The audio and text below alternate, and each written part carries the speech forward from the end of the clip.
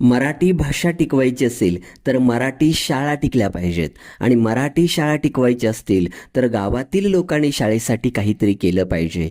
गावातील शाळेसाठी, गावच्या मुलांसाठी काहीतरी केलं पाहिजे या उदात्त भावनेतून वाकोली गावचे ज्येष्ठ नागरिक आनंद नामाजी पाटील यांनी आपल्या 75व्या वाढदिवसानिमित्त विद्या मंदिर वाकोली शाळेला तब्बल 75,000 इतकी रक्कम देणगी दिली आहे.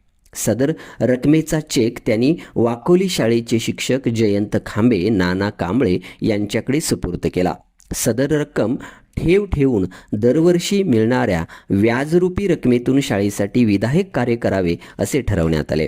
सदर अमृत महोत्सवी वाढदिनाच्या कार्यक्रमास वाकोली शाळेचा बालचमू, पालकवर्ग, शिक्षक, ग्रामस्थ मोठ्या संख्येने उपस्थित होते.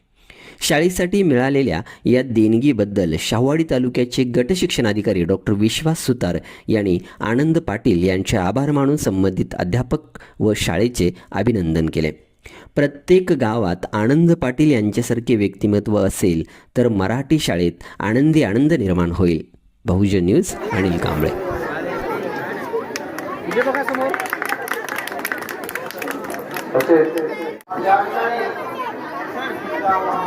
एकच मिनिट.